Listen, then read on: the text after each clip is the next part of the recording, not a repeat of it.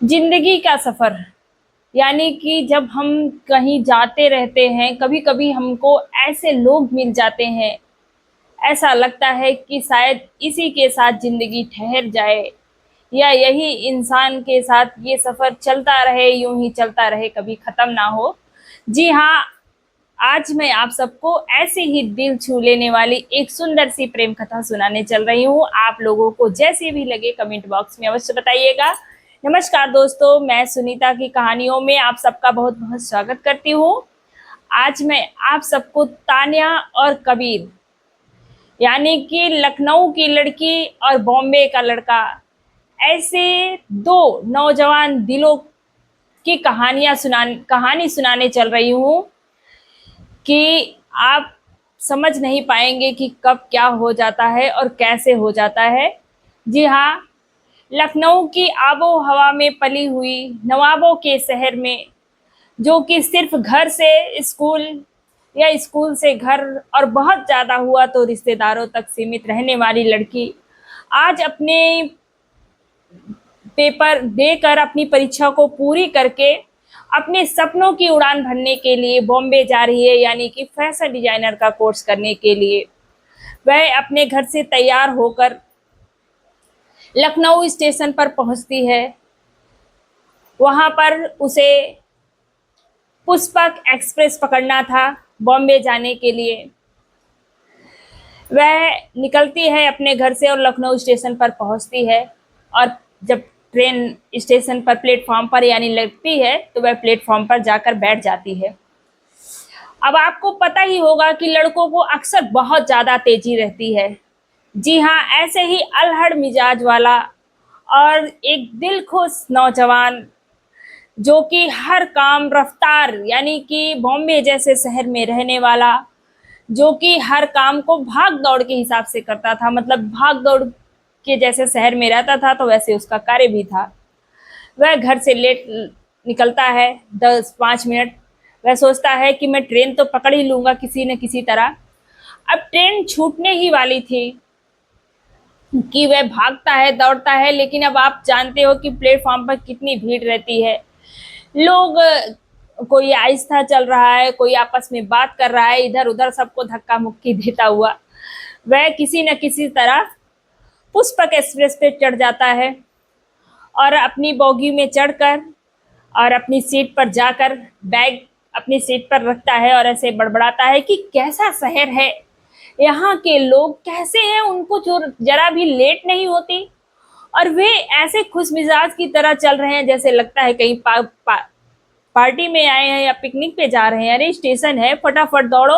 और अगर इस तरह ये लोग चलते रहेंगे तो हमारे बॉम्बे की मेट्रो ट्रेन पे तो कभी चढ़ ही नहीं पाएंगे। ऐसे बड़बड़ाता रहता है, सीट पर बैठ जाता है और हाँफता रहता है। तब तानिया कहती है कि थोड़ा रिलैक्स हो जाओ, फिर उसके बाद बोलो, आपकी बातें कुछ समझ में नहीं आ रही है। वह सोचता है कि कैसी लड़की है, मैं इतनी देर से बड़बड़ा रहा हूँ और इसे मेरी बातें समझ में ही नहीं आ रही है। फिर भी वह सोचता है कि जाने दो, मुझे क्या, होगी कोई, अब कह रही है तो मुझे उससे क्या है। तानिया भी सोचती है कि कैसा लड़का है, आखिर रेलवे स्टेशन पर है तो वहां पर भीड़ रहेगी, वहां पर लोग आते जाते रहेंगे, तो अब ये वहां पर भागा दौड़ी कर रहा है। वह कहता है तानिया से कि क्या तुम लखनऊ की रहने वाली हो। तानिया कहती है हाँ, मैं लखनऊ की रहने वाली हूँ। क्यों, आप भी तो लखनऊ के रहने वाले होंगे। बोलता है कि नहीं, मैं लखनऊ का ही रहने वाला हूँ लेकिन मैं बॉम्बे में रहता हूँ। तानिया कहती है अच्छा। तो बोलता है कि कितने सुस्त लोग हैं यहाँ के, कैसे लोग हैं कि उनको जरा सी भी जल्दी नहीं है। पूरा प्लेटफॉर्म घेर के रखा था, मैं बिल्कुल भी आ नहीं पा रहा था, और इस तरह के लोग अगर बॉम्बे में हमारे चले गए ना तो बिल्कुल चल नहीं पाएंगे, वह कभी ट्रेन ही नहीं पकड़ पाएंगे और उस बॉम्बे में भाग दौड़ की जिंदगी में कभी कुछ नहीं कर पाएंगे। कबीर की यह बातें सुनकर तान्या का मन थोड़ा ढल सा जाता है, वह उदास हो जाती है, सोचती है कि मैं तो जा रही हूँ वहां पर अपने सपनों को बुनने के लिए, अगर इतनी भाग दौड़ की भरी जिंदगी है वहां पर तो मैं कैसे अपने सपनों को बुन पाऊंगी या कैसे सफलता प्राप्त कर पाऊंगी। उसका चेहरा थोड़ा मुरझा जाता है। तो कबीर कहता है कि मैडम आप क्यों डर गई हो? बोलती है कुछ नहीं, बस ऐसे ही। ट्रेन वहां से निकल चुकी थी और इस तरह दोनों आपस में एक दूसरे से बातें कर रहे थे। लेकिन तान्या को लग रहा था कि अल्हड़ मिजाज का लड़का है, कुछ भी सही नहीं बोल रहा है। लेकिन फिर भी कभी कभी उसकी बातों में कुछ ऐसी बातें बोलता था जिसे सुनकर ऐसा लगता था कि नहीं, ठीक है, अच्छा है लड़का। ऐसे धीरे धीरे ट्रेन आगे बढ़ती है। रात को 2 बजते हैं और बारिश होने लगती है और बारिश के साथ साथ हवा भी चलने लगती है। तानिया को थोड़ा ठंडा लगने लगता है। तो कबीर जो होता है वह अपनी जैकेट उतार कर तानिया को बोलता है कि लो मेरी जैकेट पहन लो, तुम्हें ठंडा लग रहा है और तुम ठंड की वजह से सिकुड़ रही हो, लो मेरी जैकेट पहन लो। तो इस तरह वह उसकी तो कबीर कहता है कि तुम्हें ठंड लग रही है, मैं देख रहा हूँ कि तुम ठंड की मारे कांप रही हो, लो मेरी जैकेट पहन लो। तो वो कहती है, एक बार तो कहती है कि नहीं नहीं शुक्रिया, कोई बात नहीं है, मैं नहीं पहन सकती। वो बोलता है ले लो, इंसानियत के नाते तुम्हें दे रहा हूँ, ले लो मेरी जैकेट पहन लो। तो तानिया ले लेती है, उसकी जैकेट पहन लेती है। उसे लगता है कि नहीं, ठीक ठाक लड़का है, अच्छा है। तब कबीर उससे कहता है कि तुम बॉम्बे जा रही हो, क्या करने जा रही हो? वहां पर कोई तुम्हारा रिलेटिव रहता है या तुम वहां पर जॉब करने जा रही हो? तानिया कहती है नहीं, मैं वहां पर फैशन डिजाइनर का कोर्स करने जा रही हूँ, मेरी मौसी रहती है, मैं अपनी मौसी के पास जा रही हूँ फैशन डिजाइनर का कोर्स करने के लिए। तो कबीर कहता है अच्छी बात है। तो वह बोलती है कबीर से कि तुम क्या करते हो बॉम्बे में? बोलता है कि मेरे मम्मी पापा वहीं पर रहते हैं, मेरे पापा का एक जो है दुकान है, फार्च्यून की दुकान है, मतलब किराने की। मैं भी उसी में हेल्प करता हूँ और थोड़ा प्राइवेट सेक्टर में भी थोड़ा बहुत काम कर लेता हूँ। बस जिंदगी बहुत भाग दौड़ वाली है, कभी मेट्रो पर, कभी बस स्टॉप पर, बस ऐसे भागता दौड़ता रहता हूँ। वो बोलती है, कबीर की बातें सुनकर तानिया बोलती है कि कभी आप स्थिर भी रहते हैं या हमेशा भाग दौड़ रहते हैं? बोले कि नहीं, अभी तो जिंदगी में सिर्फ भाग रहा हूँ, क्योंकि पैसे कमाना है, एक अच्छा इंसान बनना है और अपने आप को स्टेब्लिश करना है, अपने पैर पर खड़ा होना है। उसकी बातें सुनकर तानिया को ऐसा लगता है कि नहीं, लड़का तो अच्छा है, मेहनती है। फिर भी बस उस ऐसे बातें करते रहते हैं और किस तरह 24-36 घंटे बीत जाते हैं पता ही नहीं चलता और ट्रेन बॉम्बे पहुंच जाती है। और इस तरह दोनों में अट्रैक्शन हो जाता है। ट्रेन बॉम्बे पहुंच जाती है तो तानिया कहती है कि अब तो ट्रेन पहुंच चुकी है, ठीक है मैं चलती हूँ, लेकिन फिर भी तुम बहुत अच्छे इंसान हो, तुम्हारे साथ सफर इतना अच्छा, इतनी अच्छी तरह से कट गया, मुझे पता ही नहीं चला कि मैं कैसे कितनी जल्दी बॉम्बे में पहुंच गई। लेकिन तुम्हारी कही गई बातों के अनुसार पता नहीं मैं बॉम्बे में अपने सपने बुन भी पाऊंगी कि नहीं, मुझे यह पता नहीं है। तो कबीर कहता है कि अगर तुम्हारे अंदर आत्मविश्वास होगा, तुम जरूर एक सक्सेसफुल इंसान बन जाओगी या अपने सपनों को बुन सकोगी। अब देखिए, यहाँ पर रेलवे स्टेशन पर दोनों ट्रेन से उतरने के बाद अलग अलग अपना जो है अपने घर का रास्ता पकड़ते हैं। लेकिन किस्मत को कुछ और ही मंजूर था। जी हाँ, जिस गली में कबीर रहता था उसी गली में तानिया की मौसी भी रहती थी। कबीर के जो पिताजी थे और तानिया की मौसी की पहले से ही बातें हो गई थी। तानिया की मौसी कहती है कबीर के पिताजी से कि भाई साहब, मेरी बहन की बेटी आने वाली है, मैं आपको लड़की दिखाऊंगी, गांव की रहने वाली भले ही है लेकिन पढ़ी लिखी सभ्य सुशील और संस्कारी लड़की है, अगर आपको समझ में आए तो अपने बेटे के लिए रिश्ता मान लीजिएगा। तान्या कबीर के पिताजी कहते हैं ठीक है, अगर आप कह रही हो तो ठीक है, लेकिन जब लड़की आ जाएगी तो मुझे दिखा देना। कबीर घर पहुंचता है और अपने पापा से मिलता है, अपनी मम्मी से मिलता है। इधर तानिया भी अपने मौसी के घर पहुंच जाती है और थोड़ा डरी हुई सहमी हुई रहती है, क्योंकि उस चकाचौंध भरी सपनों की नगरी में पहुंच गई है। उद्योग सपनों की नगरी में पहुंचकर उसे ऐसा लग रहा है कि पता नहीं मेरा क्या होगा, मैं यहाँ पर सक्सेस हो पाऊंगी कि नहीं हो पाऊंगी। फिर दूसरे दिन ही उसकी मौसी ने उसका एडमिशन करवा दिया फैशन डिजाइनर का कोर्स करने के लिए। वह जानने आने लगी और कभी कभी अपनी मौसी के बेटे, मतलब उसका उनकी मौसी को एक बेटा था जिसका नाम रिंकू था, वह रिंकू के साथ कभी कभी बॉम्बे की छोटे मोटे प्लेस पर घूमने भी चली जाती थी। ऐसे 2-4-10 दिन बीता। तान्या की मौसी ने उसकी मम्मी के पास कहा कि अगर तुम बुरा न मानो तो एक बात कहूँ, हमारे पड़ोस में ही हमारी गली में एक लड़का रहता है, बहुत अच्छा है। मैं सोच रही हूँ कि तान्या को दिखा देती हूँ, अगर उसका रिश्ता पक्का हो जाएगा तो समझ लो बहुत ही अच्छे और रईस लोग हैं, मतलब ठीक ठाक लोग हैं, और दान दहेज की भी कोई मांग नहीं है। लेकिन उधर तान्या के माता पिता जो कि गांव में रहते हैं, उन्हें ऐसा लगता है कि हम गांव में रहते हैं, हम अपनी बेटी की शादी शहर में कर देंगे तो कैसे जा पाएंगे। लेकिन उसकी मौसी समझाती है कि हम लोग तो हैं, हम लोग देख रेख करेंगे, हम लोग उसको बुलाएंगे, तुम लोग टेंशन मत लो। तो उसके माता पिता भी मान जाते हैं। अभी महज 10-15 दिन ही बीते थे तान्या को अपना कोर्स ज्वाइन किए हुए। तो तान्या की मौसी जो होती है वह तान्या से कहती है कि बेटा तुम कल के लिए छुट्टी ले लेना, क्योंकि कल तुम्हें लड़के देखने वाले आने वाले हैं।